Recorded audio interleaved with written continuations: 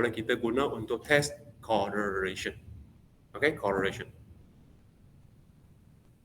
And then for the stationary, mungkin ada yang tanya, data yang kita kumpul, apa yang kita nampak, data tu ada naik, ada turun, kan? Macam gambar raja harga saham, stock price, ada naik, ada turun, kan? So kalau ada naik, ada turun, macam mana kita katakan data itu adalah stationary? Stationary maksudnya station, apa tu? Mendata, kan? Kan? Flat, you kata flat. So dia apa yang kita faham stationary itu mungkin dia mendata, kan? Dia mendata. Tapi macam data yang kita kumpul boleh kata stationary. So stationary dekat sini, ya, dia nampaknya mendata ataupun nampaknya mengikut satu pattern. Okay, stationary. Dan dia bukan fluctuate. Walaupun harga stock price ada naik turun, tapi dia mesti ada satu pattern yang mana kita nampak dia bukan fluctuate sangat. Dia tetap mengikut, sama ada mengikut mean ataupun mengikut satu garis. Cuba user dekat Google, you carilah stock price, mana satu stock price. So dia akan dapat satu graf.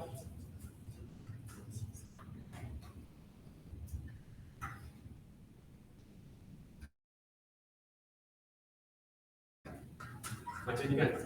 So yang you nampak. So kalau kita zoom, so dia banyak data naik turun. So bahagian ni ada data naik turun. Ini pun ada naik turun. So sebab dia banyak, so kita nampak dia ada satu pattern naik. Okay, meningkat. So ini stationary. Yang non-stationary, you cuba lihat dekat sini. Macam kita kata stationary dan non-stationary.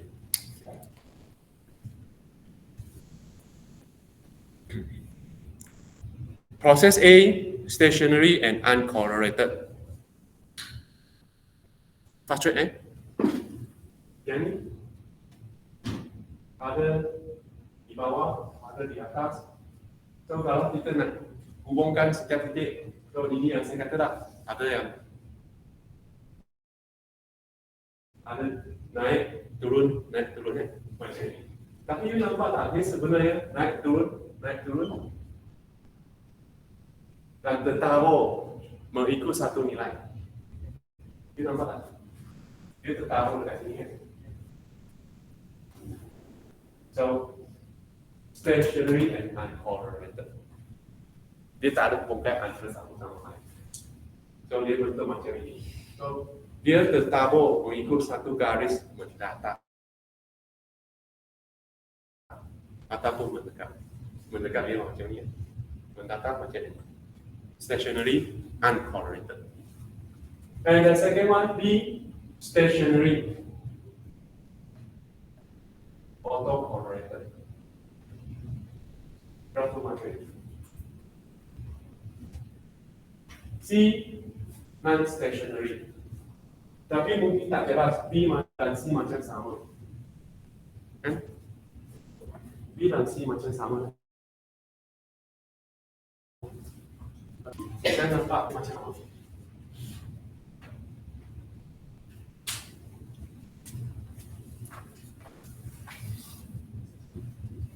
So, dengan kata lain, dari graf sebenarnya tak boleh kita buat keputusan stationary, non-stationary. Kita perlu buat testing, ambil test, okay? Testkan data, sama ada data itu stationary atau non-stationary. Dalam stokastik proses, dah ambil satu ini? Belum. Dalam stokastik proses, ada satu proses kita panggil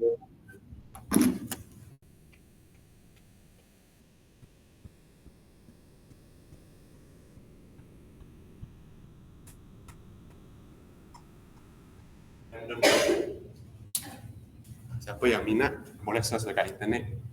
Ini satu proses yang paling senang dalam stokastik proses, dan random walk ini banyak guna di bidang finance.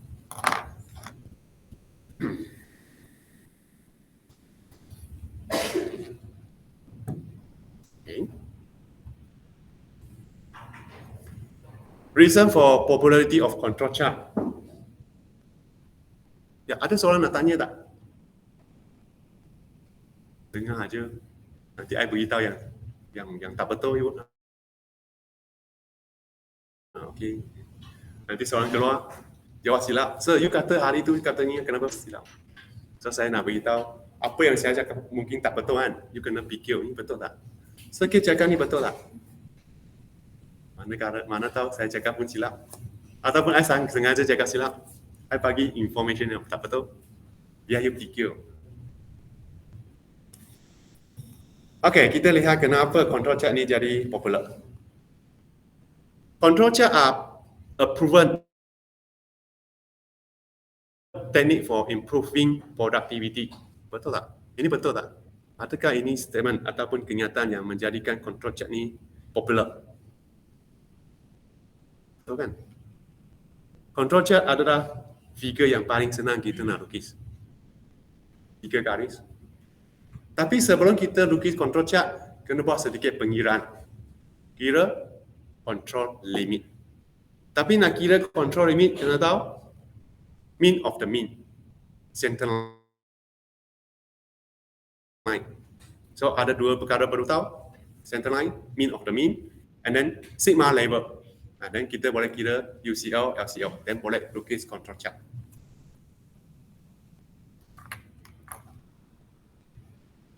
Second, control chart are effective in defect prevention. Betul kan? Sebab dari control chart, senang kita nak lihat mana satu sampel out of control. Yang ketiga, control chart prevent unnecessary process adjustment. Okay, maksudnya proses tu perlu buat adjustment tak? So, dari control chart tu, semua sample point are in control. So, tak perlu lah. Tak perlu buat adjustment. Tapi kalau detect ada katakan sampel ke 20 out of control di bawah LCL. LCL 20 tapi sampel 20 18 nilainya.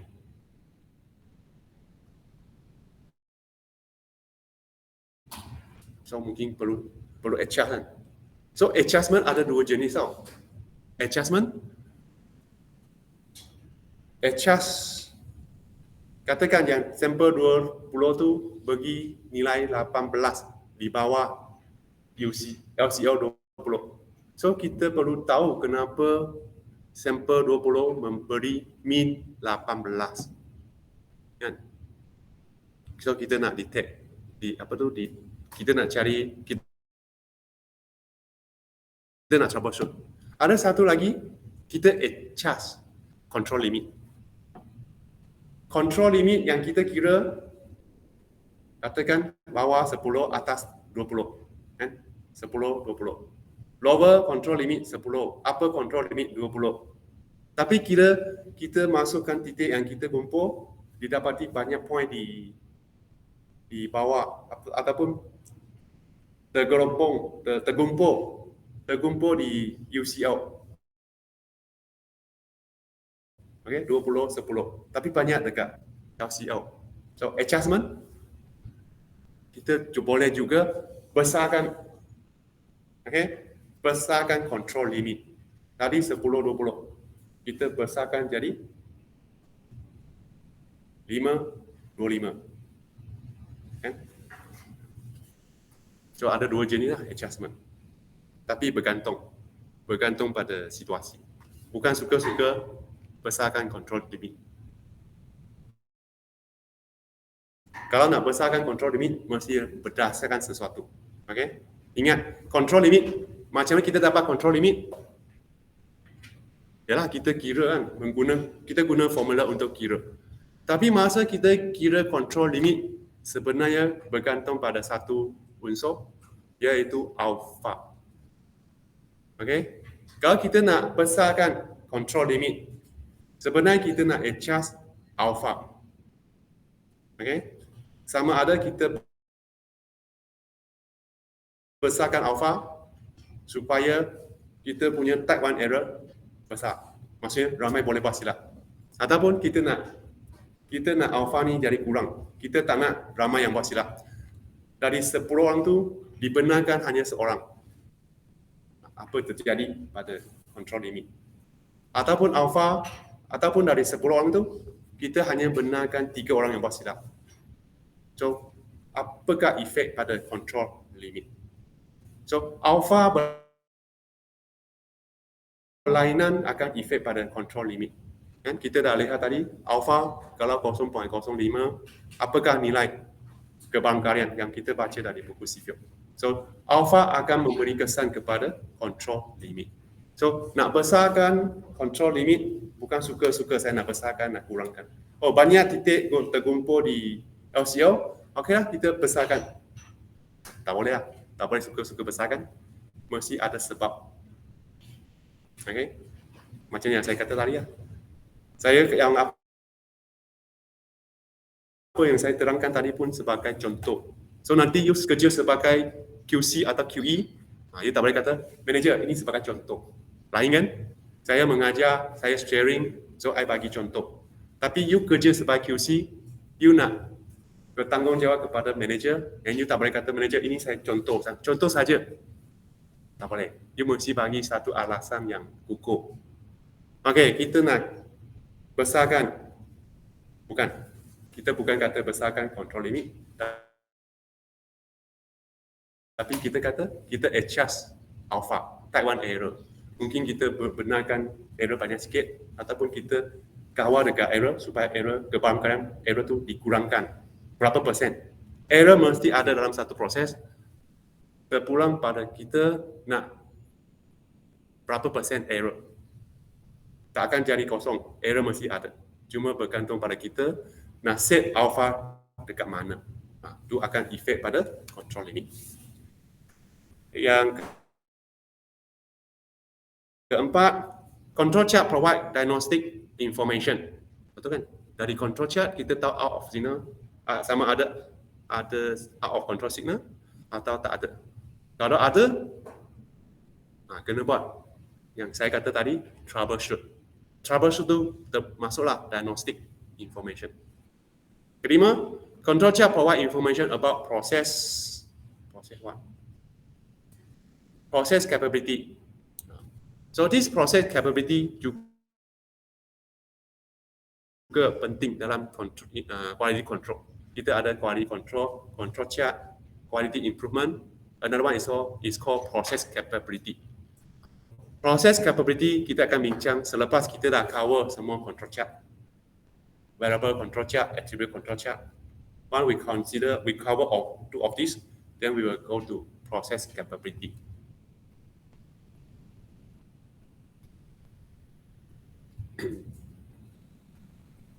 Lukis control chart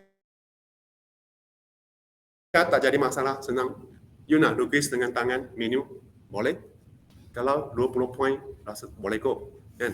20 poin. Kalau I bagi you 50 poin, boleh? Boleh lukis? Macam boleh. Kalau 100 poin, masih boleh. 200? Besok tak datang kelas. Kenapa? So I plot control chart 200 poin. Oh, you plot kat mana? A4 size. Okay lah. Satu kertas A4 size. Ya. Yeah. So depan belakang. Ya. Yeah. Control chart macam buat? Macam plot control chart A4 size depan belakang? Tak boleh kan? Okay, so kita nak lihat. Ini sebenarnya tadi saya dah sentuh, cuma kita tak pergi detail. 3 sigma control limit. Saya dah beritahu control limit kita ada, masa kita buat pengiraan control limit, kita pertimbangkan campur tolak. So this is two-tail. Okay, two-tail. So kalau you baca di buku CFIO, 3 sigma level, apakah nilai kebarangkalian Z value sama dengan 3? 0.00135. Kan?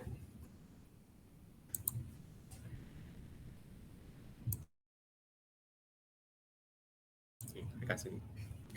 3.0. 0.00135. So this is for one tail's probability value. But for control chart, when we're talking about the control chart, ada orang baru masuk ke orang tanya soalan?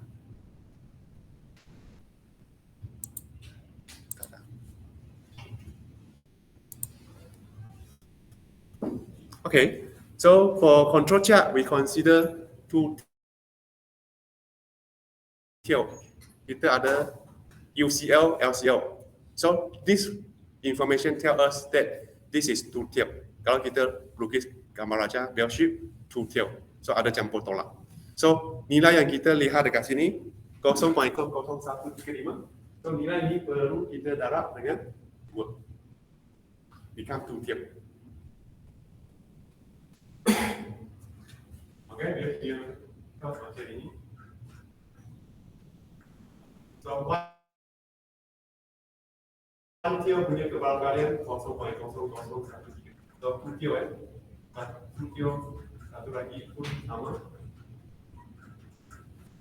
So two tail.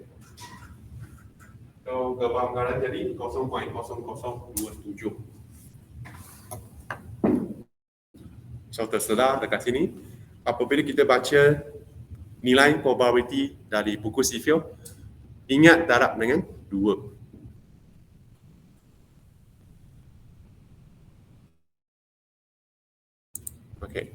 So nilai yang perlu kita darab 2 adalah probability of type 1 error. Apa itu type 1 error?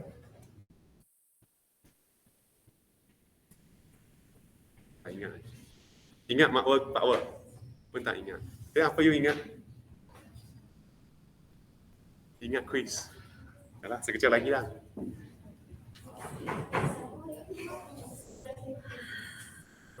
Ada soalan ke?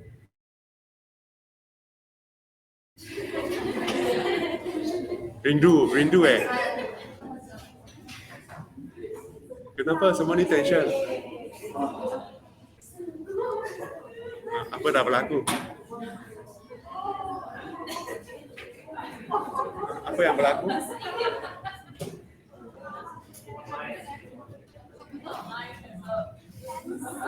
PDE cancer. Minggu lepas betul-betul 2 jam. Oh, maksudnya you hanya sekali meeting je lah PDE. Bagusnya. Okay, bila kita nak cancel kelas?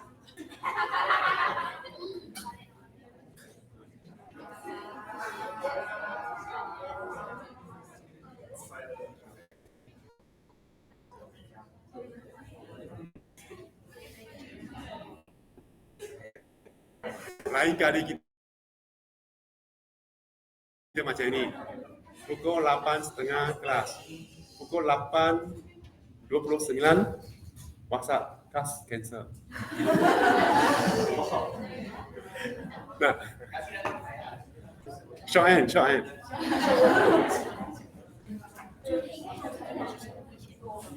Okay, kita sambung sikit lagi. Okay, kita dah tahu nilai kebarangkalian.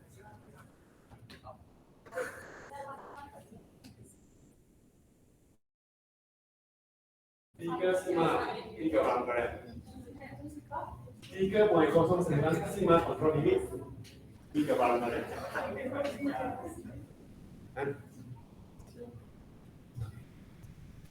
So dengan ini, kita sebenarnya boleh bagi apa-apa nilai for sigma level, for probability of Taiwan error. Ini yang saya kata tadi, we as QC or QE, ya kita bincang ataupun kita buat meeting dengan quality manager. Okay, kita nak kurangkan Taiwan error punya probability.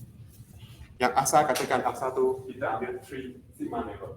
0.0027. This is for probability of Taiwan error. So kita nak naikkan lagi. Kita nak naikkan 0.027 ni ke 0.003. Dan kita naikkan. Apa terjadi pada control ini? Kita bincang macam ini bersama manager. Kita macam menunjukkan profesional kita. Kan? Okay, manager, kita naikkan Taiwan ini ke 0.003. Tentulah kita kena kira dulu apa terjadi pada kontrol ini. Ini menggambarkan kita ni profesional. Melainkan masa meeting, okay, manager, kita naikkan, kita besarkan 21, 22,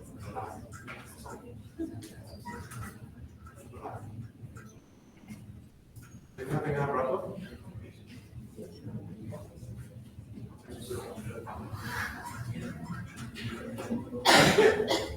Okay, so masa meeting dengan manager,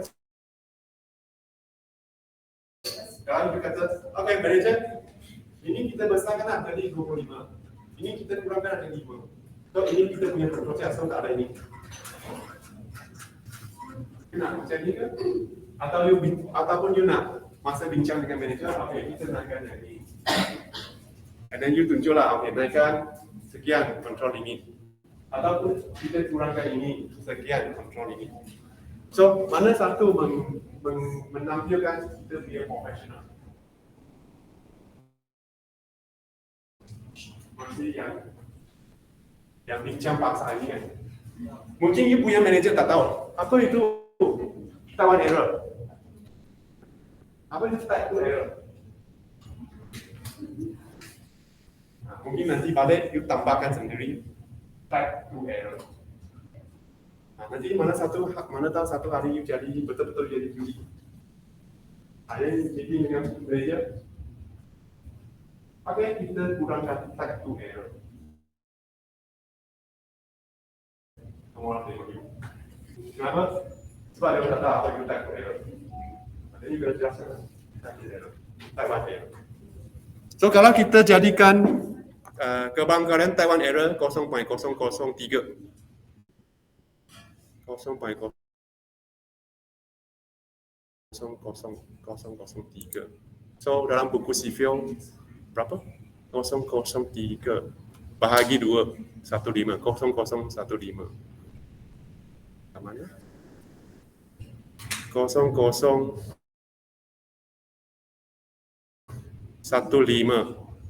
sini ya? Betul? Lebih kurang Okey, semula.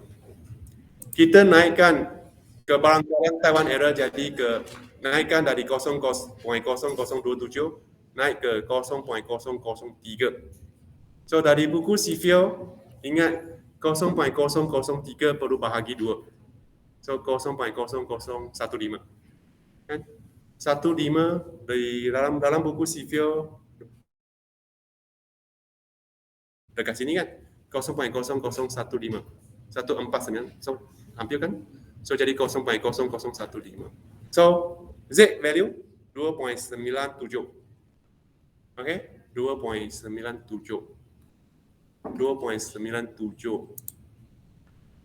So dia akan jadi 2.09 sigma control limit.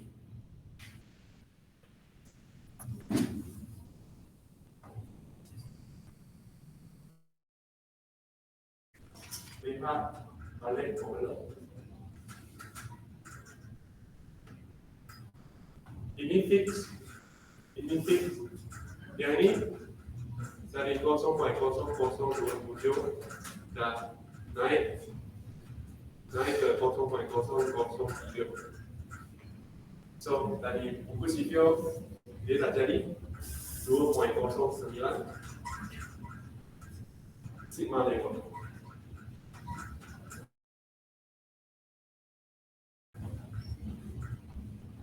Yang asal 3 kan, 3 sigma level. So you beritahu manager kita nak naikkan ni, kita nak naikkan ke barangkalian Taiwan error. So maksudnya kita nak kurangkan sigma level. So kita dah tahu apa yang terjadi. Naikkan sini, naikkan Taiwan error, naikkan ke Taiwan error akan menurunkan nilai sigma level. Kalau kita nak kurangkan, jadikan 0,002. 0,002 bahagi 2, 0,001. Dekat sini ya. Betul. Double check.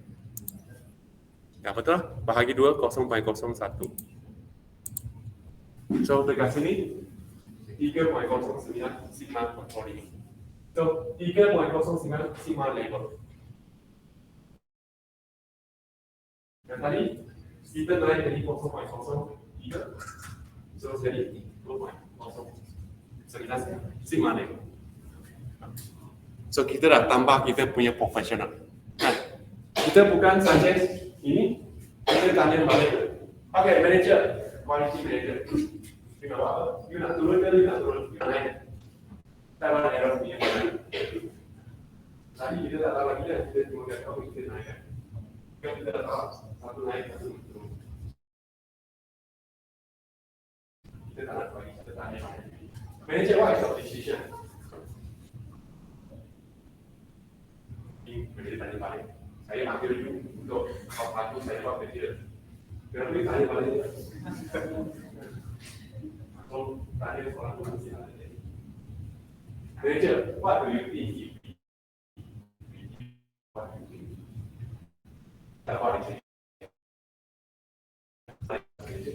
What do you think if we reduce the errors?